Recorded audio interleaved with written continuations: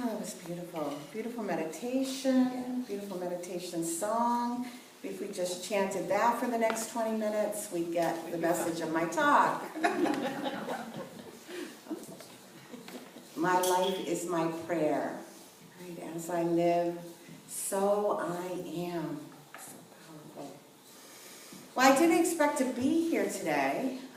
This was a Disciple Sunday, and one of my disciples was going to give the talk on life of prayer, and unfortunately she had to cancel very short notice. So I found myself in that situation again where I had 2 days to prepare, but I didn't really panic because I'm teaching life of prayer right now on Saturdays with a group of Unity True students, and I said I should be able to talk for 20 minutes about this subject, yes? I hope so. I hope so. We'll see how I do. It actually is a very profound subject, and I am going to even deeper and deeper levels of understanding of what prayer really means. In Unity, do you think we believe that prayer works? Yes. Well, you might be surprised by the answer, because it is a resounding yes, but it is also definitely a no as well. Because the answer to that question, do we believe prayer works, completely depends on what you mean by prayer. And this morning I'm going to talk to you about what Unity means by prayer, which might be completely different than what you mean by prayer.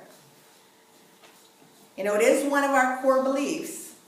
For those of you who know our 5 core beliefs, the 4th core belief is completely focused on prayer and meditation.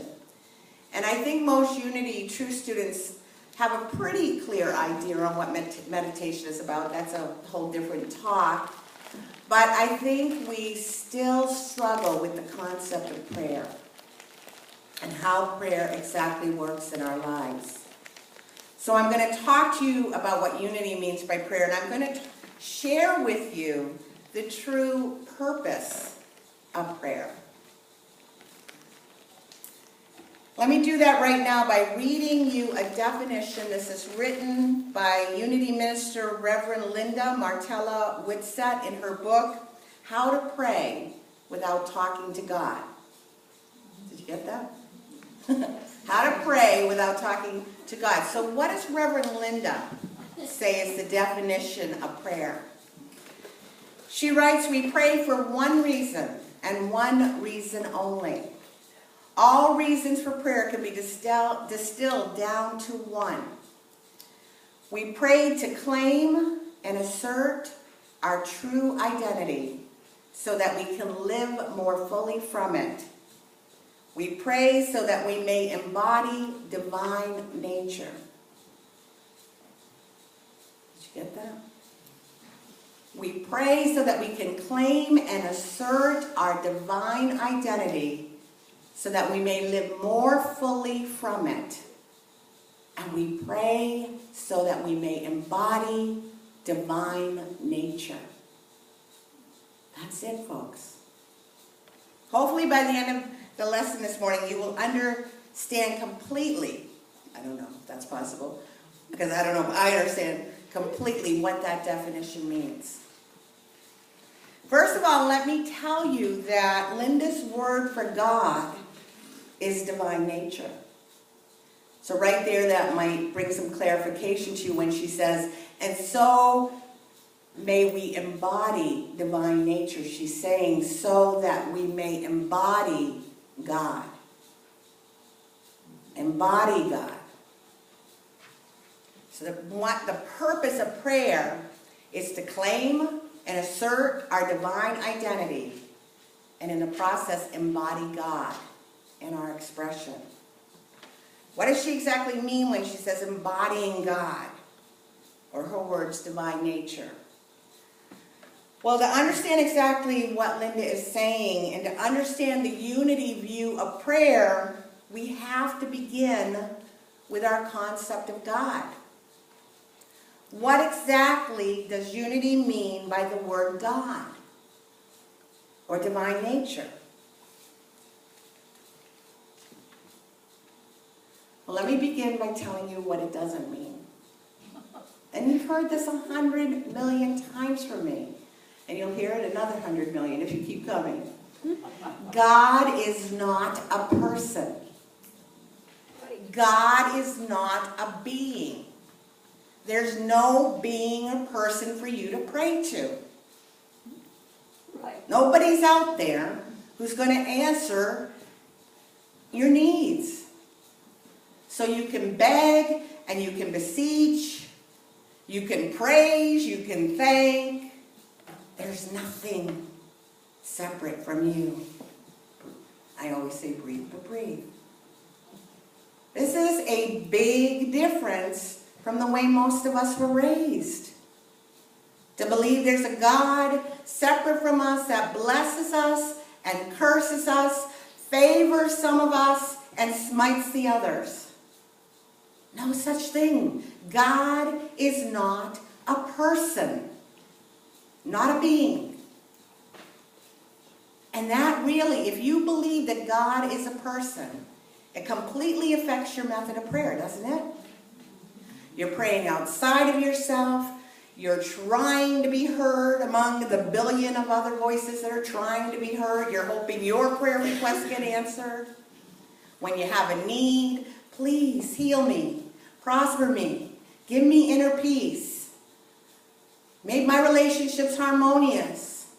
And when you don't get that prayer answered, what happens?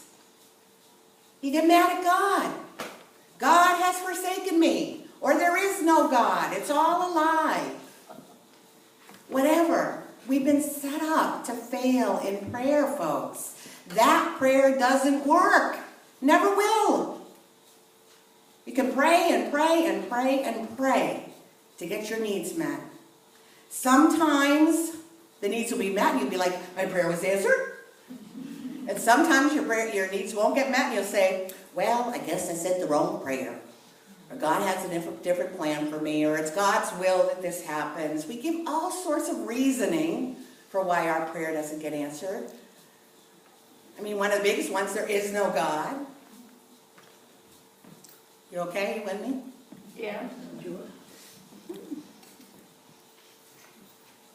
I hope after the service you'll still go to our prayer chapels because you're going to understand what prayer is and what it's not. Do we believe in prayer in unity? A resounding yes.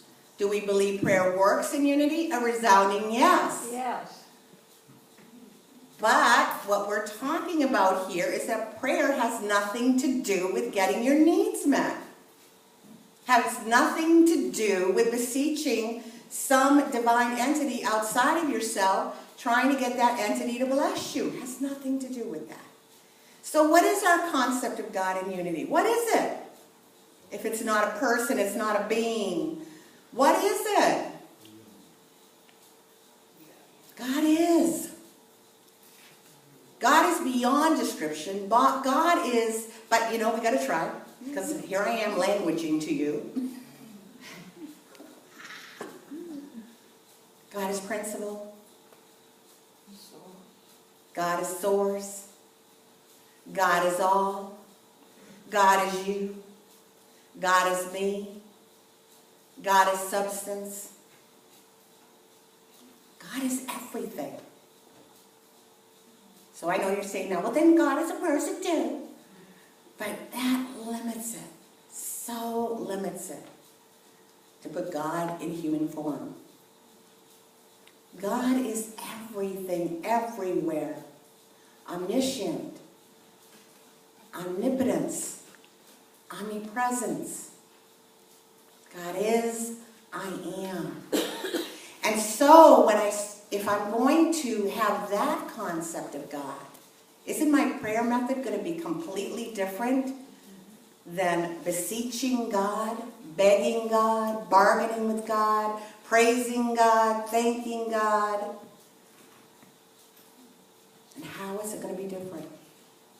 If I truly understand that all that I am is God, that the totality of God is within me and all around me, then perhaps I'm going to pray from that awareness, that knowing, that knowledge, that acknowledgement of who and what I truly am and who and what you truly are. To claim the truth, what we call immunity. What do we call it? Affirmative prayer. Statements of truth. Now, I had a baby's understanding even of affirmative prayer until just recently. Because I was like, okay, I get it. So, God is within me. And if I do affirmative prayer, like for example, I'm facing lack in my life, if I say, I am prosperous, then what I'm going to do is get my need met by praying aright and manifesting in this physical world prosperity. So I still had my agenda, my hidden agenda with affirmative prayer, versus what I'm really getting now at a much deeper level, that when I pray I am prosperous, I'm acknowledging the truth of who and what I am.